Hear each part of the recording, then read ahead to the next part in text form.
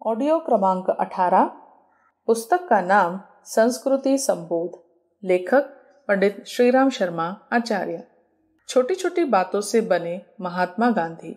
महापुरुषों के चरित्र की एक विशेषता होती है कि उनकी छोटी छोटी बातों और छोटे छोटे कामों में भी उनका बड़प्पन दिखाई देता है। वे अपने छोटे बड़े सभी कामों को मन लगाकर बड़ी सावधानी के साथ करते हैं। सादगी ही जीवन है। महात्मा गांधी ऐसे ही महापुरुष थे। वे बड़ी सादगी से रहते थे।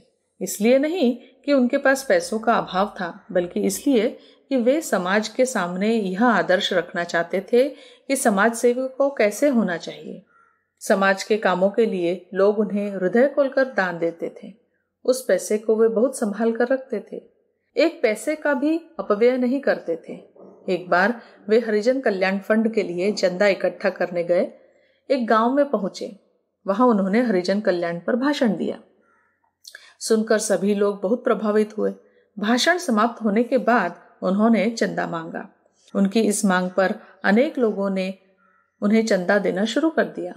जब उनका हाथ पैसों से भर जाता तो वे उन पैसों को अपनी पेटी में डाल लेते। एक बार पेटी में पैसे डालते समय एक पैसा हाथ से गिर गया। लोगों की भीड़ थी।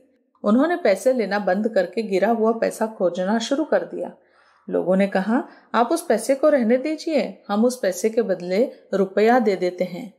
यह कहते हुए कई लोगों ने हाथ बढ़ाया, पर गांधी जी ने कहा, यह राष्ट्र का पैसा है। अगर मैं इसको गंवाता हूं तो राष्ट्र के प्रति गद्दार सिद्ध होता हूं। यह पैसा हरिजनों का धन है, मेरा नहीं। इसलिए जब तक पैसा नहीं मिलेगा तब तक मैं यहाँ से हटूंगा नहीं। अगर आपको रुपया देना है तो ठहर जाइए, पैसा ढूंढ लो, तब ले लूंगा। गांधी जी ने वह पैसा मिल जाने के बाद ही लोगों से चंदा लिया। इस घटना से यह समझा जा सकता है कि राष्ट्र की संपत्ति का कैसा सदुपयोग किया जाना चाहिए। आज तो स्थिति यह है कि नल खुले, पंखे चलते, बल्ब जलते छोड़ देना तो मामूली बात हो गई है। लोग राष्ट्र की संपत्ति को अपनी संपत्ति मानकर प्रयोग ही नहीं करते हैं। इससे राष्ट्र का भारी नुकसान होता है। अपव्यय का दुर्गुण नहीं हो। महात्मा गांधी के जीवन की एक और ऐसी घटना है जिससे हमें यह सबक मिलता है कि हम अपव्यय बिल्कुल न करें। वस्तुओं का पूरा पूरा उपयोग करें, आधी अधूरी प्रयोग करने के बाद उन्हें फेंक न दें। सन 1915 की बात है। बंबई में कांग्रेस अधिवेशन चल रहा था। गांधी जी अपने साथियों सहित मारवाड़ी विद्यालय में ठहरे हुए थे। एक दिन उन्हें कहीं जाना था। उन्होंने अपनी सभी चीजें डेस्क पर संभाल कर रख दी थी, पर पेंसिल दिखाई नहीं दी। वे उसे खोजने लग गए। वहां काका कालेलकर भी थे। उन्होंने पूछा, क्या गुम गया है? तो गांधी जी ने बताया, एक छोटी सी पेंसिल है जो मिल नहीं रही। काका कालेलकर ने अपनी जेब से एक पेंसिल निकालते हुए गांधी जी से कहा, उसे जाने दीजिए, आप इससे अपना काम चला लेना। गांधी जी काका कालेलकर की पेंसिल लेने से मना करते हुए बोले, नहीं नहीं, मुझे वही छोटी सी पेंसिल चाहिए, उसे मैं खो नहीं सकता। वह पेंसिल मुझे मद्रास, चेन्नई स्टेशन पर एक लड़के ने दी थी। कितने प्यार से लाया था वह, उसे मैं कैसे खो सकता हूँ। थोड़ी देर बाद जब वह 2 इंच से भी छोटी पेंसिल मिल गई तब कहीं बापू को चैन मिला। गांधी जी की दया वृत्ति। बच्चों ने गांधी जी के चित्र देखे हैं। वे आधी धोती लपेटे हैं और उसी में से आधी ओढ़े हैं। इसका कारण गांधी जी की गरीबी नहीं थी, बल्कि बात दूसरी है। गांधी जी उड़ीसा की यात्रा पर कर रहे थे। इस यात्रा में उन्होंने एक ऐसी गरीब स्त्री को देखा जो फटी मैली धोती पहने थी।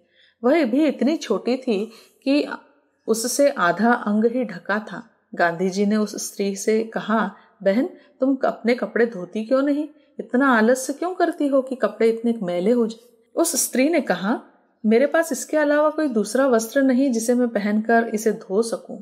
यह सुनकर गांधी जी का हृदय पिघल गया। वे कह उठे, हाय, आज भारत माता के पास तन ढकने को कपड़ा तक नहीं है। उसी समय गांधी जी ने यह प्रतिज्ञा की कि जब तक देश स्वतंत्र नहीं हो जाता और गरीब से गरीब आदमी को तन ढकने के लिए कपड़ा नहीं मिलता, तब तक मैं भी कपड़े नहीं पहनूंगा। लाज ढकने के लिए मेरे पास एक लंगोटी ही काफी है। तब से गांधी जी जीवन भर एक धोती ही लपेटते और ओढ़ते रहे। ऐसी थी गांधी जी की करुणा। दूसरों के दुख में दुखी होना और दूसरों के काम आना गांधी जी की अपनी विशेषता थी। जल का अपव्यय रोके। एक बार गांधी जी इलाहाबाद गए। वहां आनंद भवन में मेहमान के रूप में ठहरे। प्रातःकाल जवाहरलाल नेहरू उनसे मिलने आए। वे कुल्ला दातौन करते और मुंह धोते धोते भी जवाहरलाल से बात करते रहे। इसी बीच बापू अचानक बोल पड़े, अरे राम राम भाई जवाहर, तुमने बातचीत में गड़बड़ करा दी। जवाहरलाल कुछ समझ न सके कि क्या गड़बड़ हो गई। वे सोच ही रहे थे कि इतने में बापू हाथ में खाली लोटा लिए उनकी ओर देखते हुए बोले, तुम्हारी बातचीत में पानी का ध्यान भूल गया और मुंह पूरा धुलने से पूर्व पूरा पानी समाप्त हो गया। यह सुनकर जवाहरलाल खुलकर हंस पड़े और बोले, आप गंगा यमुना के तट पर बैठे हैं, कहीं रेगिस्तान में थोड़े ही हैं। यहाँ पानी की क्या कमी है जो आप एक लोटा पानी का सोच करते हैं। बापू बोले, मूल्य एक लोटे पानी का भले ही न हो, पर संतुलित स्वभाव का तो है। मैं एक लोटा पानी से रोज रोज मुंह धो लेता हूँ। आज अधिक लेना पड़ा है, कुछ बड़ी बात नहीं है। यदि इस असावधानी की आदत को बढ़ने दिया तो जीवन में हर जगह बढ़ती जाएगी।